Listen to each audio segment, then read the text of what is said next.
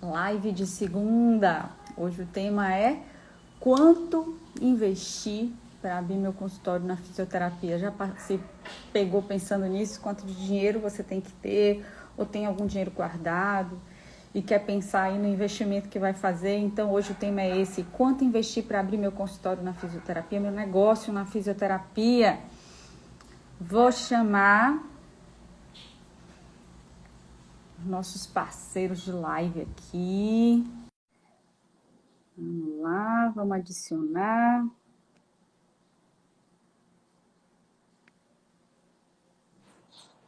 Boa noite, Lu. Boa noite, Pedro. Já convidei Rafa aqui. Conectar meu fone. Ah, entrou todo mundo. E aí, Lu? Boa noite, minha gente. Vocês estão muito encasacados hoje? Tá Porque você frio, hein? sabe que São Paulo Ah, é aqui também tá super frio, deve estar uns 26 graus, 27. Tá assim, nevando. pra tu, né? É, pra mim tá super frio. Pra Tá mim, 10, terrível. 15 graus. Eu fazendo em live, que eu não consegui falar. Vamos lá, hoje o papo é sobre dinheiro, né? Eu tô digitando aqui. A gente vai falar de dinheiro hoje, gente. A conversa vai ser essa. A gente tá hoje na vibe do dinheiro, quanto investir, né? Quanto gastar. Ué, não foi? Foi. Foi. Só não fixei Foi. aqui. Peraí. Apareceu. Deixa eu fixar aqui para todo mundo saber do que a gente está falando. Pronto. Boa noite, gente. Boa noite. A gente ficou aqui nessa conversa paralela, nossa live de segunda aqui. E hoje a gente vai falar de dinheiro, porque dinheiro é um tema que todo mundo gosta, mas de dinheiro assim, né? Quanto de dinheiro, quanto que eu preciso investir para ter meu consultório na fisioterapia. Então a gente está com o Pedro aqui pelo negócio de fisioterapia e com o Rafa. E um monte de perguntas sobre isso. Chegam assim algumas coisas. E eu acho que a gente pode começar por aí, para a gente responder essa pergunta. Chega assim. Eu não sei se Pedro já ouviu isso, mas Rafael com certeza já ouviu. Recebi uma herança, guardei um dinheiro durante a faculdade. Então, assim, a gente já ouviu de tudo, né? E aí eu quero abrir meu negócio. E abro assim, faço assado, vou para o meu interior, fico aqui na capital onde eu estudei, ou numa cidade maior, invisto. Enfim, a gente está falando de dinheiro, de investimento, então não dá para jogar para cima, porque não vai cair do céu. Normalmente, se tem ali para investir, é porque alguém economizou, alguém teve o cuidado de guardar para que esse investimento surgisse depois, ou levantar o investimento. A pergunta vai ser direta. Eu vou começar por Pedro, assim. Pedro, e aí, Pedro, quanto dinheiro, quanto, ó, em real, eu preciso para abrir um negócio? Tem uma resposta mágica para isso? Vamos lá, Lu. É um assunto delicado, né? O pessoal tem muita dificuldade de pensar sobre questões financeiras. Mas, assim, primeiro a gente tem que desmistificar isso, que não existe um número mágico, não existe uma receita de bolo para você abrir um negócio ou algum valor que seja o essencial ali. Tudo vai depender muito de como é o estilo do negócio que você deseja criar. Então, assim, o pessoal eles não tem essa noção de que em vez de você pegar primeiro o valor que você já tem e pensar como você vai abrir seu negócio, você precisa primeiro montar um plano de negócio para avaliar o quanto que vai ser o seu custo fixo, quanto que vai ser, aonde você pretende trabalhar, né? Então, assim, existem vários fatores que vão influenciar diretamente no quanto de investimento você vai precisar ter para a abertura de um negócio e para eventual sucesso dele. Então, é muito comum a gente ver as pessoas tendo dificuldade ali na gestão financeira, gestão de negócios em clínicas e consultórios, porque elas não têm noção dali do objetivo onde elas querem chegar, não têm noção dos seus custos básicos, desde o fixo até o variável ali com clareza. Então, conforme o dinheiro vai girando, elas vão tendo dificuldade. Então, assim, o primeiro passo para você pensar em quanto você precisa investir é você estruturar bem o modelo do seu negócio, aonde você vai abrir a sua clínica, quais são os seus objetivos, o quanto você pretende gastar com marketing, o que você vai fazer com parceria, para depois em si você pensar no capital realmente que você vai utilizar. Rafa, tem Eu diferença acho, de uma coisa para outra, Rafa? De um negócio para outro na fisioterapia diária? Como é que a gente pensa em relação a isso? eu acho que muito, né, Lu? São muitas variáveis que vão definir isso, mas eu acho que o Pedro ele traz bem, né? toda ideia, né, independente do tamanho dela, ela precisa ser construída com metodologia, né, com recursos, e você ter o que a gente chama de viabilidade econômica. A gente precisa entender que tudo, quando a gente fala de negócio, quando a gente fala de carreira, etc., tem um elemento que é o dinheiro, né, que você já abriu falando muito bem, e o dinheiro, ele tem diversas influências, né, diversas variáveis que vão trabalhar em cima dele, como, por exemplo, o tempo, né? O tempo, onde você vai colocar esse dinheiro, qual que é o risco que eu estou empregando. Então, vamos lá. Se eu vou fazer a abertura de um consultório, eu tenho um dinheiro e eu vou fazer a abertura de um consultório, eu tenho que ter uma viabilidade para que aquele dinheiro, junto com a minha força empenhada no consultório, tem um risco de dar certo, né? O risco bom, né, de dar certo. Você tem uma probabilidade de dar certo. O que muita gente faz, o que muitos fisioterapeutas acabam fazendo, é entrando sem fazer uma organização estrutural, né? E isso gera um risco financeiro muito grande. E nós, como somos autônomos, como somos micro negócios ou pequenos negócios, a nossa tolerância para o erro é muito pequena. Né? Ela é muito pequena. Né? Não tem, a gente não tem aquele crédito disponível, a gente não tem aquela margem de risco tão disponível. Por isso que quando a gente vai pensar, quando a gente tem uma ideia, a gente tem que colocar ela dentro de um planejamento, né? Para ter metodologia e para a gente ter uma resposta de viabilidade, se aquilo é viável ou não. Rafa, acho que você já começou a falar um pouquinho sobre planejamento financeiro, né? E sobre viabilidade. E aí eu queria que você falasse um pouco mais sobre esse planejamento financeiro para ter o meu negócio. Porque até você trouxe muito bem, até para a carreira eu preciso me planejar. Que curso eu vou fazer, né? A disponibilidade financeira, inclusive, vai me dar muitas estratégias aí de onde começar. Porque às vezes a pessoa tem que ter uma disponibilidade financeira maior para fazer um investimento maior, num curso do MBA, por exemplo.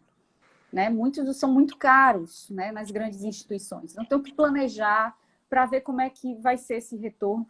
Tem como estimar, tipo assim, vou ter um retorno em quanto tempo?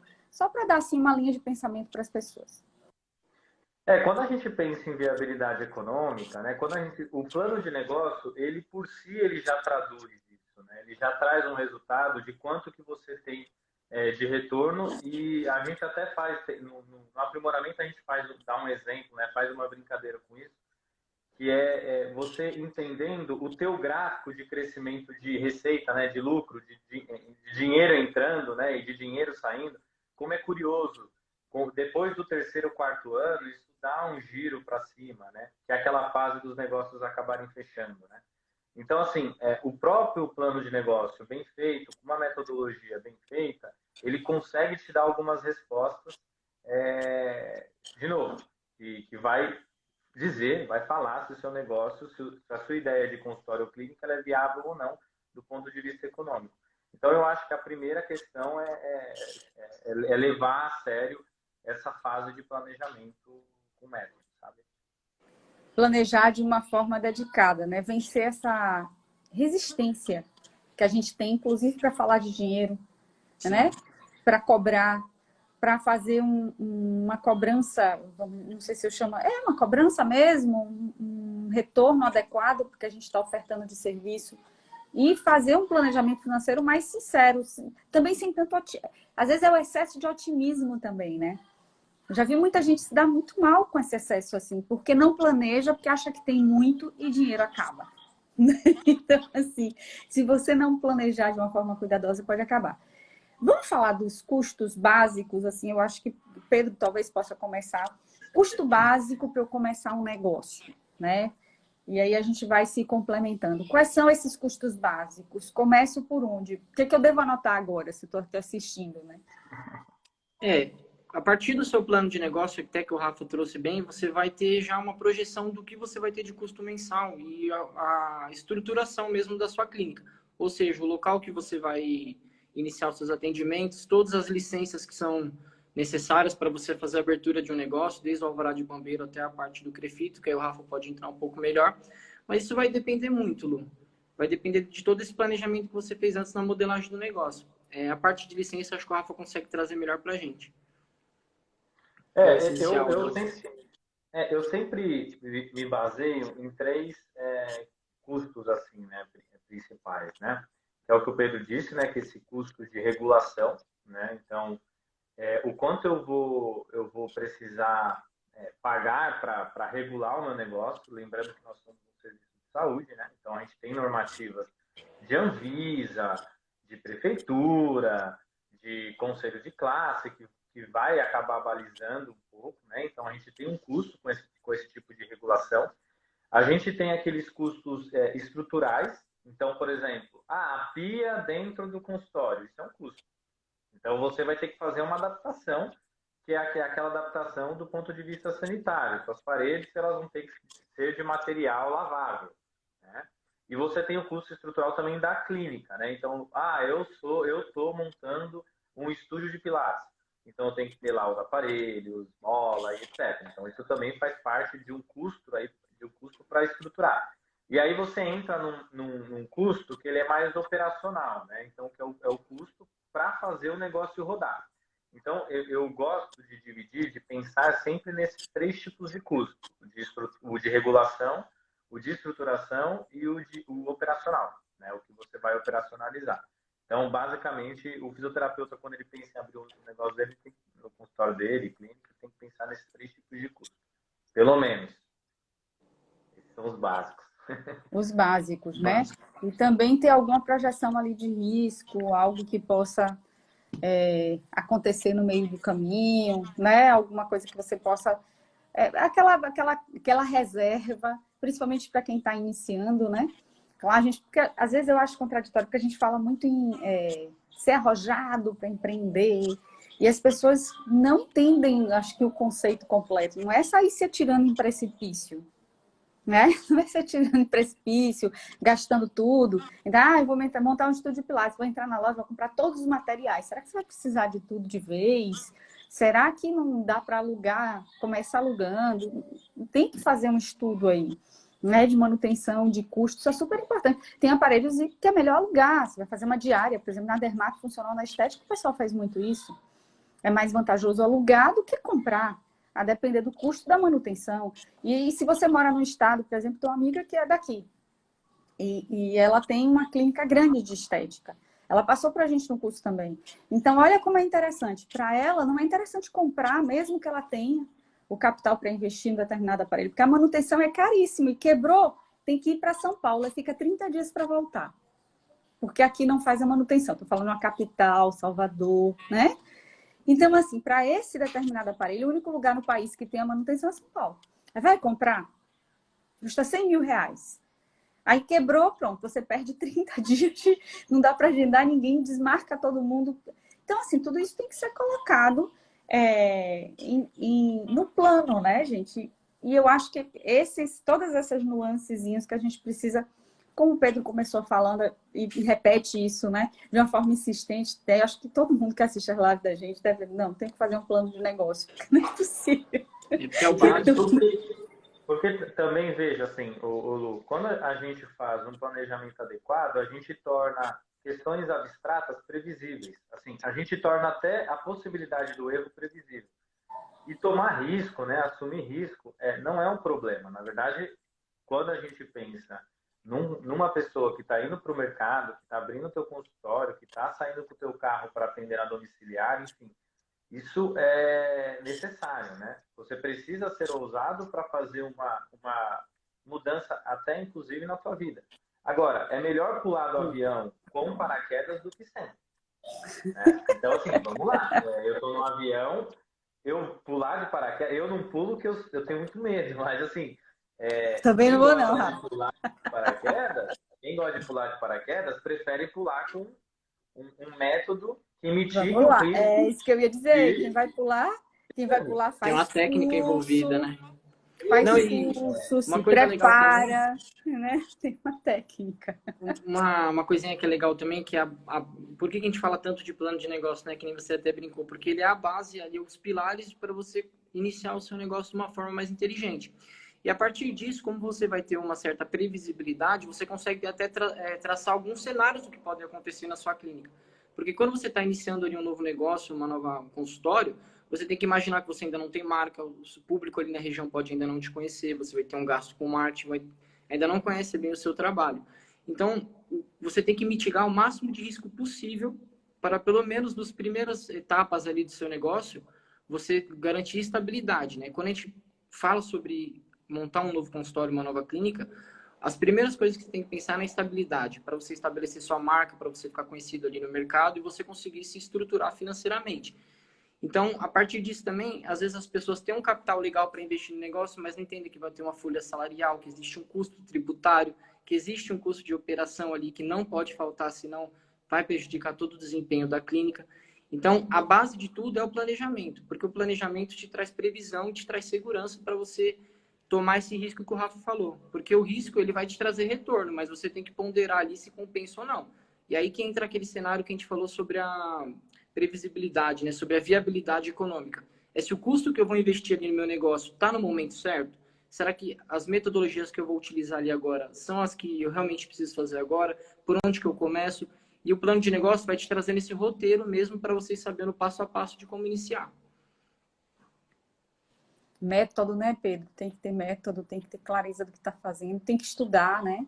Tem que se aprimorar, tem que estudar gestão, tem que parar para escrever, tem que se aprofundar. Não dá para ser tão aleatório e com relação aos seus custos para, né, ter seu negócio aí. Agora, a gente falar de controle de custo, eu coloquei aqui porque, assim, como controlar? Tem alguma ferramenta, uma escala? Não sei como fazer para controlar custo, para ser mais profissional, profissionalizar o que eu faço. Tem alguma forma de controlar que é mais efetiva, ou que pode dar mais resultado?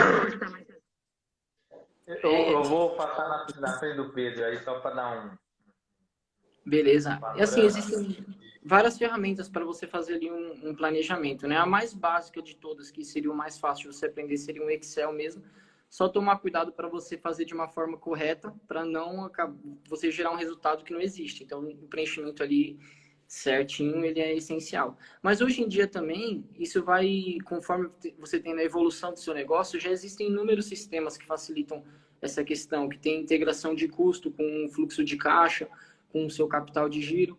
Então, assim, para quem está realmente iniciando, ainda não tem muita base de gestão, talvez o capital ali para investimento ele seja um pouco menor, começa numa planilha de Excel, começa dando uma estudada ali de como fazer tabelas de fluxo de caixa, que o fluxo de caixa, o capital de giro é o coração de qualquer negócio. Se você não tem um bom controle dele e não tem uma boa previsibilidade do seu caixa, você tem um risco grande de acabar ruindo. Então, começa ali pelo fluxo de caixa, estudar uma tabelinha legal. Conforme você for evoluindo no seu conhecimento de gestão, passe a estudar alguns sistemas que vão te facilitar, vão te economizar tempo que você pode investir em outro setor de sua empresa. E eu acho que é uma questão importante, dentro dessa concepção que o Pedro traz, é porque assim, ó, a gente tem o hábito de achar que profissionalizar é você contratar um sistema de, sei lá, R$ 1.000 por mês, etc, etc. E assim, não funciona muito bem assim. Porque a gente precisa, o Pedro traz muito essa ideia do Excel, de você montar um ecossistema, mesmo que seja próprio e simplificado, mas o que importa no final é o quanto de resposta você tem a partir do que você está fazendo. Eu posso ter uma planilha de Excel que me dá diversas respostas. E que com essas respostas eu consigo fazer uma tomada de decisão mais acertada. E eu posso ter um sistema que eu fico preenchendo um monte de coisa e que me dá milhares de dados e eu não consigo entender o que aquele dado vai fazer de sentido para o meu negócio. Então, assim, um conselho de quem fez a abertura aí de mais de 400 consultórios e clínicas no Brasil. Comece simples. Inicie de uma forma, assim, o mais simples para você possível. Se você acha melhor começar amanhã escrevendo num papel almaço, num papel sulfite, faça assim. E com o tempo, vai colocando num Google Drive, numa nuvem, vá pensando num sistema. Mas começa assim, porque a gente precisa entender que nós não temos uma cultura de gerenciamento de negócio aprendido não só na faculdade, mas anterior a ela também. Então, a gente carrega uma herança que não é uma herança para empreender, né, para ser gestor de alguma coisa. E aí a gente tem que fazer uma transição de aprendizado. E o que a gente percebe ao longo desse tempo trabalhando com fisioterapeutas no ambiente de gestão é que não dá para ser binário, assim, de um mês para o outro eu colocar um sistema e falar, preenche tudo isso aí agora que agora dá certo. Não, tem que fazer um processo de transição. Então, para quem não faz, usa lá a planilhinha de Excel, que eu acho que é o melhor início, né? E aí você vai melhorando com o tempo. Rafa, você trouxe uma coisa super importante, porque é muito comum, inclusive nos cursos, as pessoas querem, eu uso esse ou aquele sistema. Mas assim, sim, tá bom, você vai comprar um sistema pronto. Eu acho legal, você tem dinheiro para comprar. Você sabe mexer no sistema? Você sabe quais os dados que você precisa que ele te informe? Porque às vezes, assim, eu já vi o contrário também.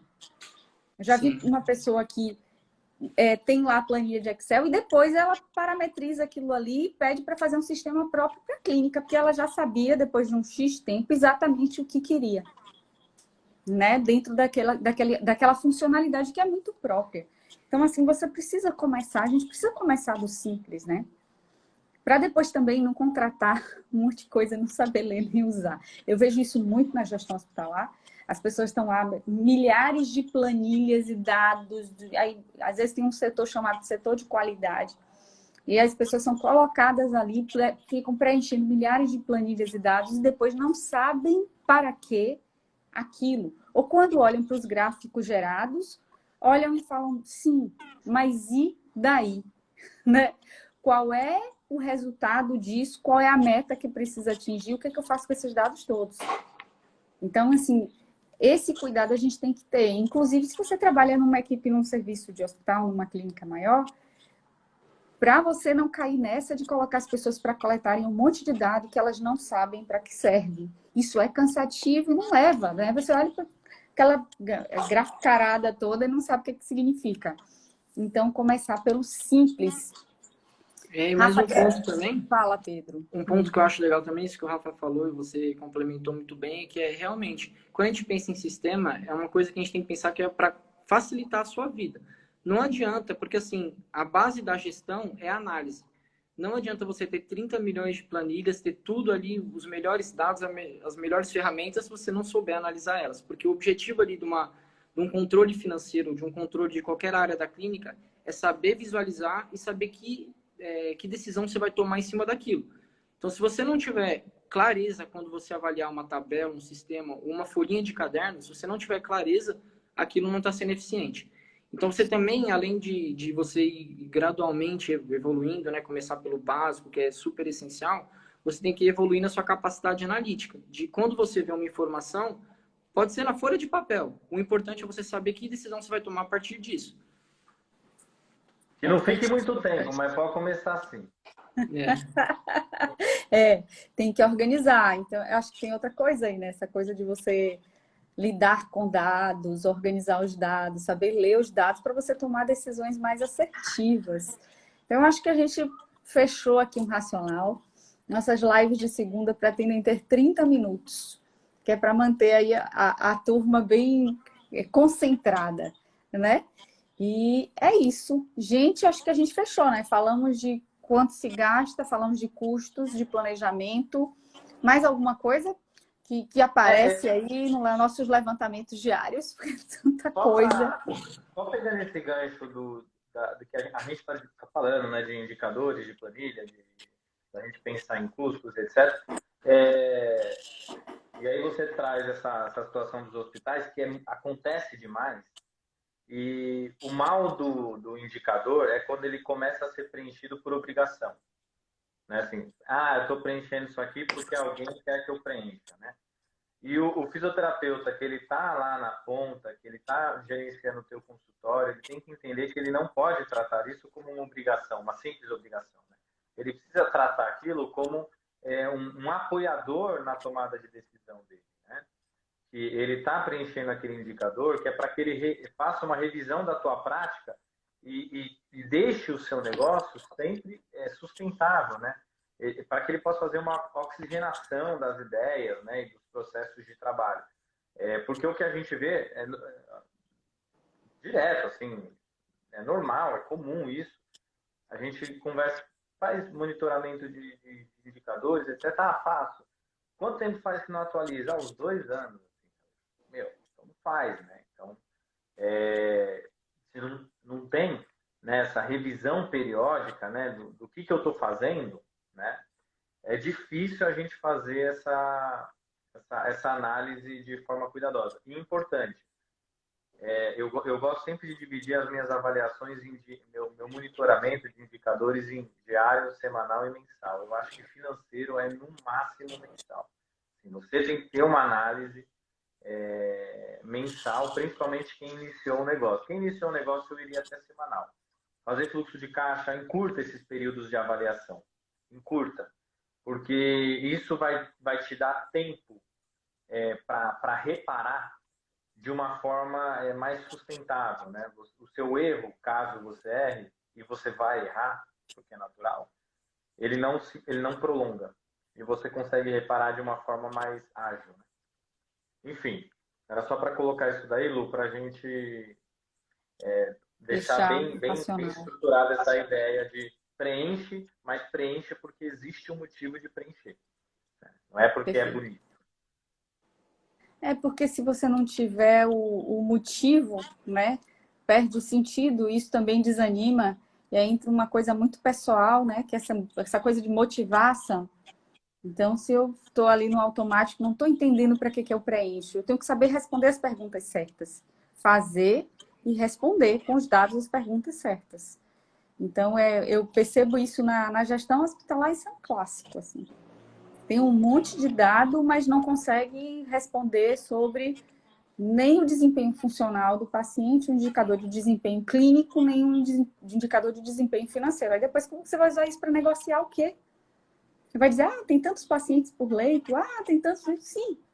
E qual é o impacto do serviço? Não faz tanto sentido mais, né? Esse indicador quantitativo, ele hoje, ele é muito pobre para definir um processo de trabalho. Né? Se a gente vai para eu faço 1000 atendimentos por mês aqui. Tá, quantas vidas você consegue mudar com isso? Assim, sabe? É simples. Qual é o impacto pessoal, né? Na vida das pessoas? Porque alguém colocou uma pergunta fala sobre as operadoras de saúde que pagam pouco. Acompanhei aqui. Alguém colocou. Vamos lá. Que plano de saúde paga pouco, isso já é uma questão extremamente previsível. Não é só na fisioterapia, em todo lugar. E aí, o que a gente faz? A gente abre um consultório, abre uma clínica de saúde, de fisioterapia, para entregar para uma operadora de saúde. Assim, o cliente da operadora de saúde, ele não é nosso, ele é da operadora. É operadora. Eu falo isso sempre. O cliente do plano de saúde não é seu. Então, assim, e o nosso planejamento não leva isso em conta, que a gente vai receber R$5, R$10, R$20 lá no máximo, para ter uma operação que vai ter um indicador de quantidade de atendimentos enorme, mas não tem qualidade, ou o mínimo de qualidade possível. Né? E a gente ainda está insistindo num modelo de negócio que possivelmente está fadado a... Está esmagado. Tá esmagado. Não tem como. Isso não dura mais do que 20 anos. E a gente está dentro de um processo ainda, né? Eu acho que de entrega nesse sentido, porque a gente não consegue criar planos de negócio. Nós não estamos conseguindo ainda... Estou falando no macro, né? Porque tem muita gente boa. Mas ainda existe uma dificuldade de modelar um negócio sustentável na fisioterapia, porque a gente acha que nós vamos abrir o consultório hoje e amanhã nós vamos ter agenda cheia. E não funciona assim. A agenda cheia, ela vai chegar. Mas para ela chegar, tem um processo de trabalho por trás, né? E que precisa de um plano, né? Precisa de um planejamento. Voltamos para o plano. O plano é a base sempre. E só complementando, Rafa, isso que você falou é legal, porque o plano de negócio em si também, ele não é algo que você vai criar uma vez e não vai mudar nunca. Nunca vai ser ali para sempre, estagnado, engessado. Não. O mercado muda constantemente, as formas que as pessoas entram em contato com você, a forma que as pessoas pagam, a forma que as pessoas enxergam as coisas, procuram valor no atendimento, se relacionam, né? Se relacionam. Então, o seu plano de negócio, se você já vê que está, por exemplo, essa questão do convênio está se encaminhando a um modelo que não vai ser eficiente, você já tem que começar a se adaptar para poder traçar uma estratégia que passe por cima disso. Então, o modelo de negócio ele é adaptável. Você não pode mudar toda semana, obviamente, mas você tem que enxergar o ponto que você precisa mudar e precisa se adaptar. Não vê o serviço apenas como uma entrega de um procedimento, né? Tem todo um processo ao redor disso. Sim. E é um processo que precisa ser olhado com calma. Eu também não entendo, Rafa, a insistência nesses modelos de negócio que estão absolutamente esmagados e que não dão mais resultado, porque eles miram quantidade, não qualidade. Eu acho que tem outras alternativas. A questão aí é estudar, ampliar a mentalidade, ver novas possibilidades. E tem como, tá, gente? Tem como cada pessoa, cada negócio na fisioterapia, cada gestor, né, vai ter que fazer sua análise ali. Aí a gente começou falando disso. De tamanho, de espaço, de custos, né? É uma análise. Então, essa proporcionalidade vai ter que rever. Porque se não tem resultado, você fica desmotivado, porque não tem retorno, fica cada vez mais preso na quantidade, não tem qualidade. Aí tá o profissional ganhando pouco, tendo um recebimento pequeno, o paciente sem resultado, a família insatisfeita, super fadada de sucesso. Aí você tem ilhas. A ilha da Urogineco, que consegue uma negociação de um valor melhor. Nessa área interessante, atender convênio, tem um grupo que atende, tem outro grupo que não. Depende do que você vai entregar. Depende do seu nicho de pacientes, como você estruturou seu negócio. Enfim, gente, é isso. A gente vai, roda, plano de negócio. Volta no mesmo. A gente volta lá para a importância dessa parte filosófica, estrutural, de planejar, PDCA, né? Planejar, fazer, executar, agir, rever o que deu certo, volta para o plano. Então, é um ciclo PDCA, né? E eu acho que esse ciclo, ele vai... Por isso que ele é um ciclo, né? Porque ele é mutável, como o Pedro falou. Ficamos por aqui. Espero que a gente tenha colocado aí algumas ideias nas cabeças de vocês. Boa noite. Só o último recado, que nossos cursos de aprimoramento em gestão para clínicas e consultórios e aprimoramento em gestão hospitalar, estamos entrando na última turma de 2022, começa em outubro, tá? A gente vem com novidade por aí, que deve sair até dezembro, não posso dar spoiler. Mas a gente vem com coisas boas e novas por aí, porque a gente remodela o negócio, repensa o relacionamento, a forma como as pessoas... Tá vendo? É isso. Entendeu? É isso, gente. Nada estancado. E vamos lá. A gente vai ficar salva a live, quem quiser aí consultar. Beijo para vocês. Ótima noite. Até semana que vem. Tchau, gente. Boa noite.